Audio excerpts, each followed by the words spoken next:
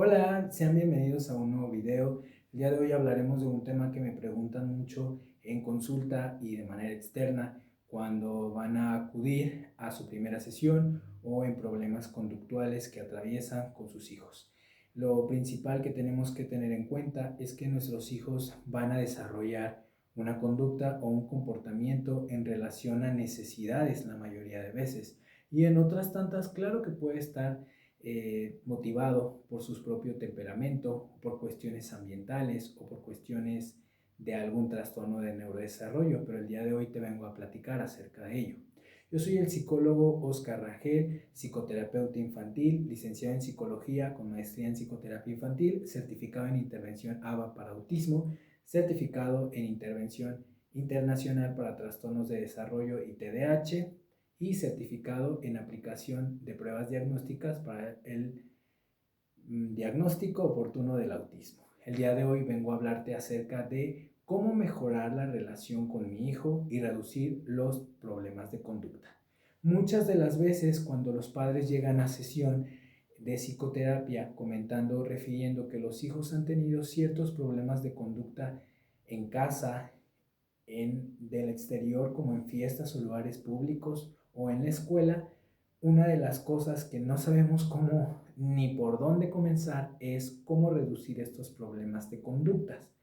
Sé que en muchas ocasiones tanto los padres como personas que están alrededor van alimentando alguna serie de mitos que se desconocen acerca de los problemas de conducta. De entrada, hay que saber que para un problema de conducta no existe un culpable como tal. Es decir, los padres no son culpables de que el niño tenga un problema de conducta. En todo caso, si tiene que ver con una cuestión ambiental, son responsables de que este problema siga permaneciendo o que haya dado inicio, pero no es su culpa. En otro de mis videos ya les hablé de la diferencia de culpa y responsabilidad, pero recordemos que la culpa es algo que hice con la intención de provocar esa respuesta de manera intencional. Por ejemplo, si yo hubiese querido romper esta silla porque ya no la quería, esa habría sido mi culpa.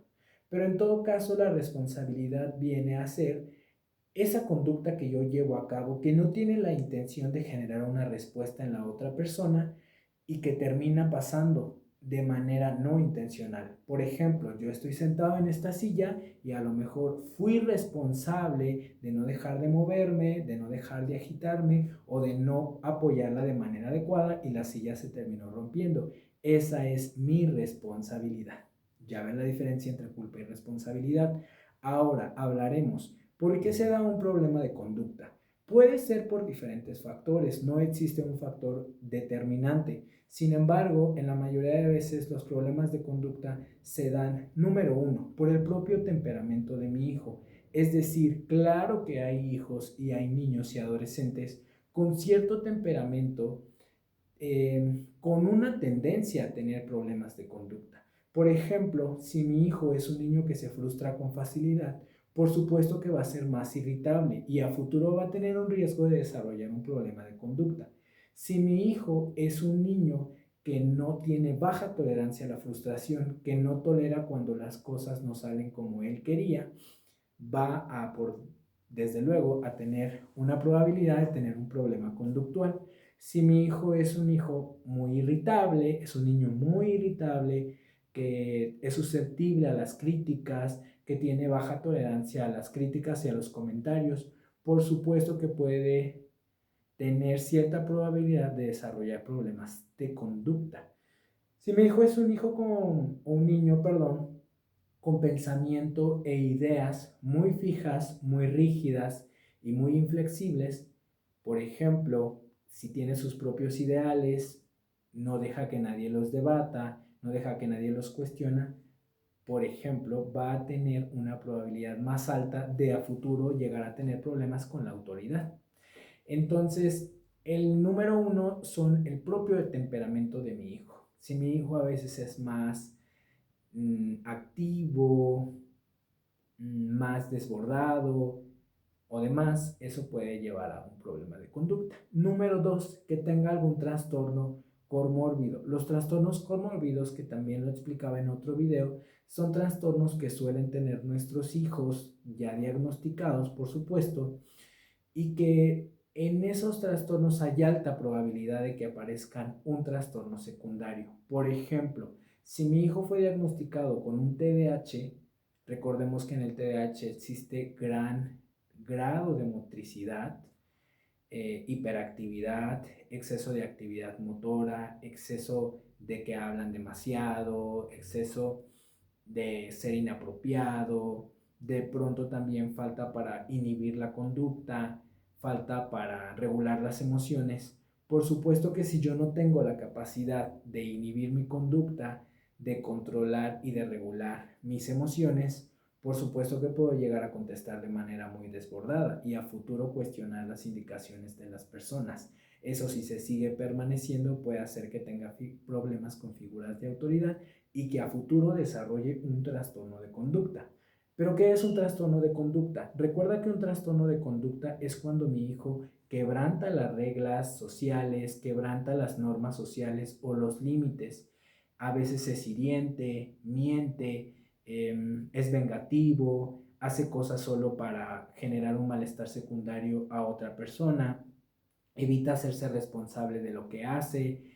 Trastornos de conducta, sobre todo el trastorno, suelen a veces pegarle a las personas con la intención de hacerles daño o sin la intención, de robar, de mentir, de pronto de lastimar a otros, de pronto desafían a toda la autoridad, no respetan al otro, no respetan las reglas sociales. Y en problemas de conducta esto es, pero todavía un poquito menos intenso. Por ejemplo, el niño que contesta a los adultos, el niño que cuando le estás regañando apenas y parece que te quiere pegar o se te va encima.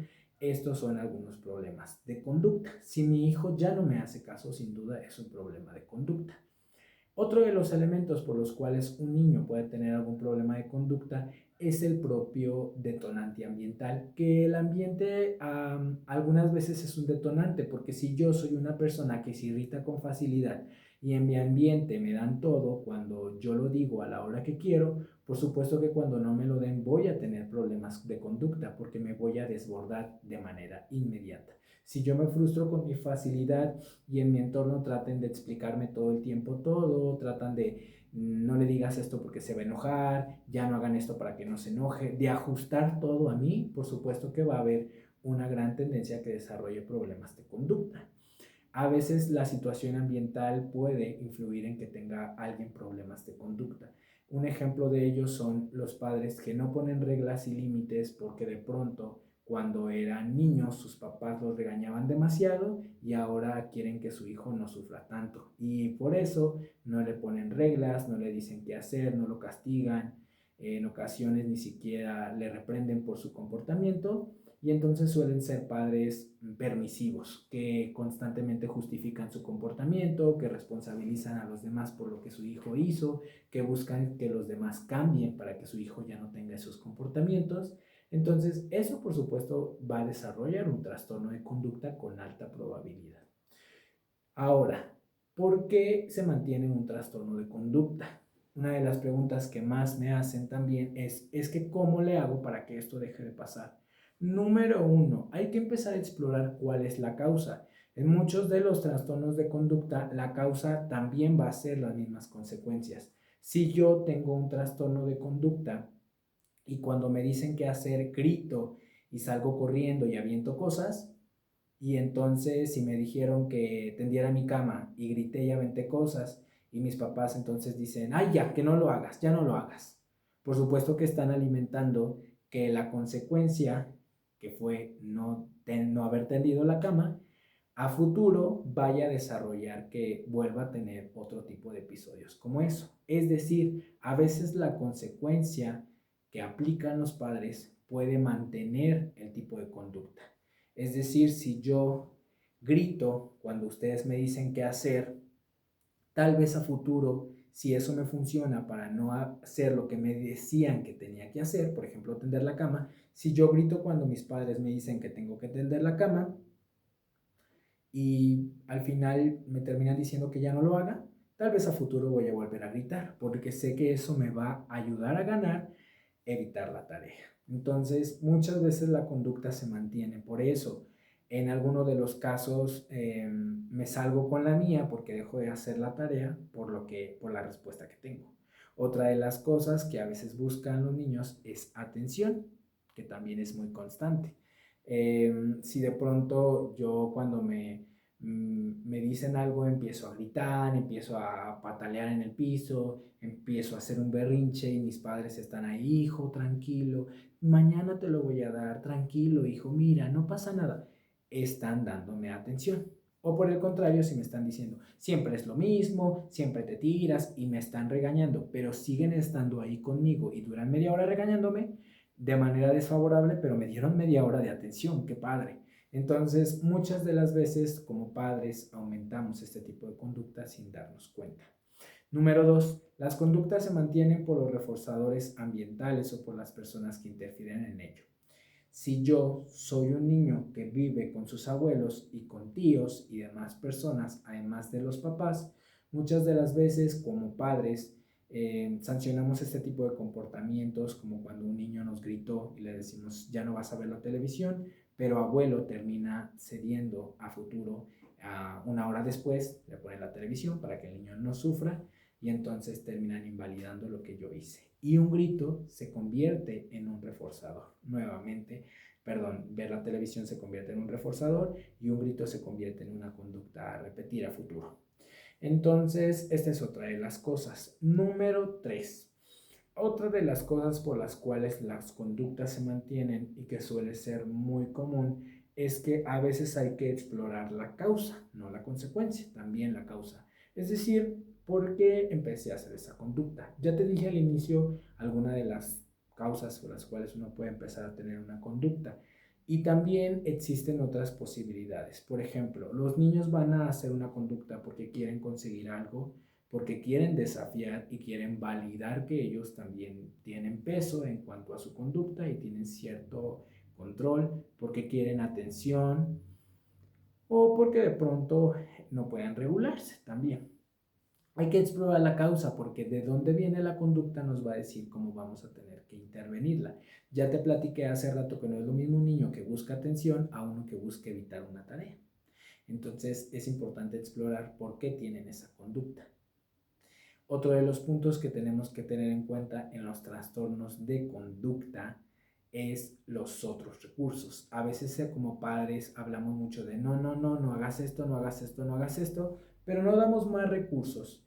A veces hay niños que simplemente actúan porque no saben cómo comunicar que están enojados, cómo comunicar que necesitas que pases más tiempo con ellos y entre otras cosas. Por eso es importante ofrecerle alternativas cuando decimos la palabra no. No puedes estar parado, deja de hablar, deja de correr, pero siéntate y puedes usar, hacer tus dibujos en tu libreta. Deja de gritar, mejor en lugar de eso, empieza a escribir lo que te gusta hacer, haz un dibujo muy padre, cuéntame más tarde todas las cosas que estabas gritando. Esos son recursos de comunicación. Y otro de los puntos que también tenemos que tener en cuenta es la relación con mi hijo. A veces la relación con mi hijo suele ser gran influenciable en trastornos de conducta. Entonces hay que explorar y hay que ver cómo es mi relación con mi hijo. Es distante, está basada solamente en la jerarquía, no hay comunicación, estamos iguales como si fuéramos amigos. Los niños, los hijos y los papás no son amigos, son hijos y papás. Y como psicoterapeuta infantil sé que puede sonar duro lo que digo, pero un hijo y un papá jamás van a poder ser amigos porque son padre e hijo. El vínculo que existe es de papá e hijo, no de amigos. No tienen por qué ser amigos, porque para eso papá tiene sus amigos y tu hijo tiene tus amigos. No podrás ser amigo de tu hijo. Claro que se llevan de manera cercana, de confianza, pero siguen siendo padre e hijos. Es muy interesante, pero no, al menos eso desde la psicoterapia infantil es importante definirlo. Otro de los componentes que puede aumentar un problema de conducta son los estresores ambientales. Si hubo un cambio reciente, si hubo alguna experiencia traumática que cursaron cualquiera de los dos como padre o como hijo o como sistema, si de pronto hubo alguna ruptura o separación de los padres, eso también es importante. Quedo al pendiente de tus opiniones como siempre, me encantaría leerte en la caja de comentarios, cualquier duda siempre estoy al pendiente para resolverla. Soy, otra vez te recuerdo, Oscar Rangel, psicoterapeuta infantil. Es un gusto acompañarte y poder ayudarte a resolver todas tus dudas. Saludos.